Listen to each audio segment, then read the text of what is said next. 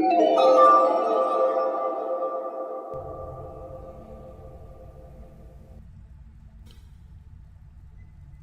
and welcome. So the next facility we're going to rob blind in our campaign of kleptocracy is the Eternals Security HQ. This mission will yield a couple of prototypes, and if you want to know what you're going to receive, then you can purchase the information for $400. On this occasion, I'm getting a ballistic minigun, which is some pretty heavy-duty equipment. Weaponry. Yeah, that'll fuck some shit up. So let's head on over there. We're going to use the side entrance.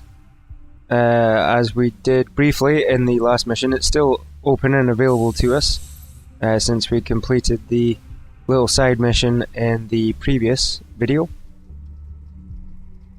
So we can just wander straight through. For this mission, you're going to want to use the hacker as well as the infiltrator, for reasons that you'll see in a moment. Agent 2's lagging behind. He's definitely the slowest, I think because his clone is not very good, so we'll need to hijack somebody soon and give him a better clone.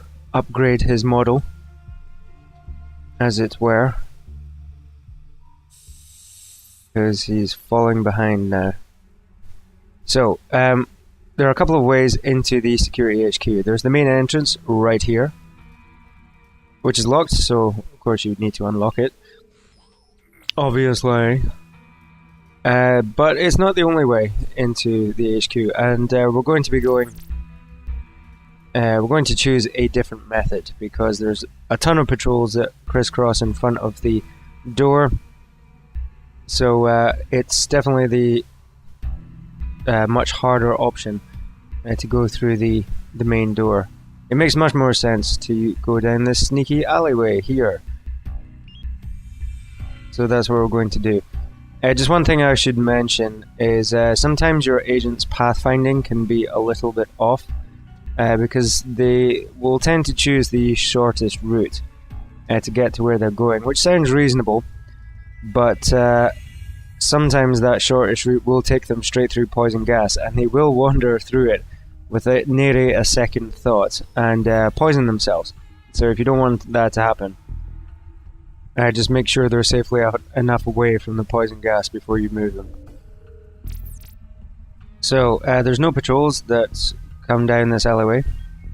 We don't need to use that security camera control panel because it only turns off one security camera, which is south of us. And we're not going to be going near it anyway, so you don't need to use it. You do need to unlock the door, however, which I have just done. And I'll keep my agents here for a moment just to let Agent 3's energy recover. And while they're doing that, well, let's have a look at where we're going. So the path I'm taking takes us along this metal gantry and right into the security HQ. And the HQ door is locked, and that control panel above the door on the second level is the one that you need to access in order to unlock the door. There's a couple of ways to get up there. There's a green side door, which is what we're going to use, and then there's also a high vent as well, which will take you up to the second level. So let's move our agents.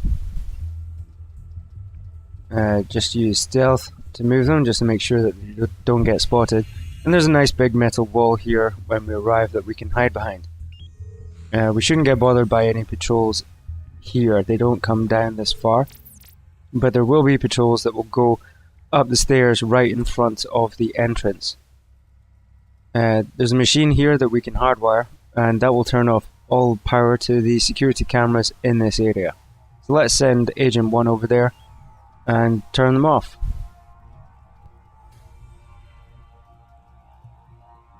I get a bit fortunate this time because there doesn't seem to be many patrols around.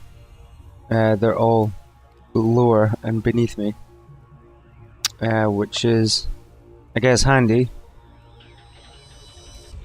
because I can just wander around without being bothered. I don't even really need to use my stealth here. But it won't always be like that when you play through. There will be a couple of patrols that come around. Sometimes you'll get heavy duty armored guards with miniguns and so on. Other times you'll just get drones and robots. It can vary. So now we've turned off power to the cameras, we'll send our agents up and through the green door so we can get up onto the second level. And then once they're there, we'll move them around and pick a good hiding spot, and then use Agent 3 to unlock the door.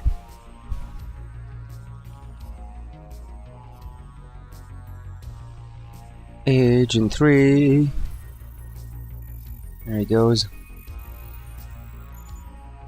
Okay, so that's unlocked. It won't stay unlocked for very long, so you want to move reasonably quickly once it's unlocked.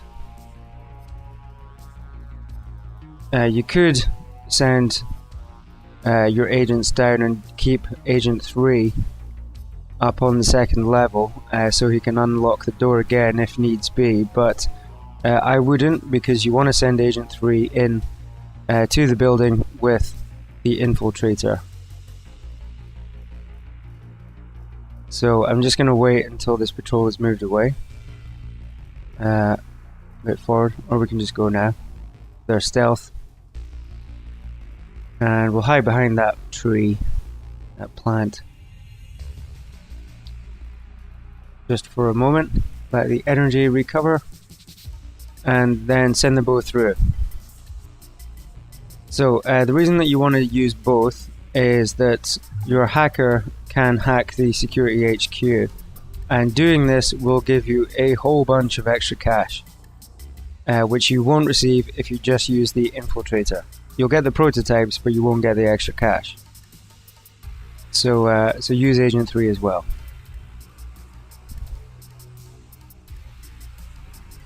Sending the infiltrator in will give you some extra cash anyway, just through his thief ability.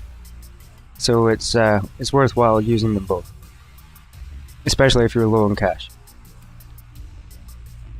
So we've got what we came for, and now we can just head back out the same way we came in. That's almost the mission complete. We just need to get outside and bank what we've stolen, and then we'll check on our items and skill points. There goes another skill point.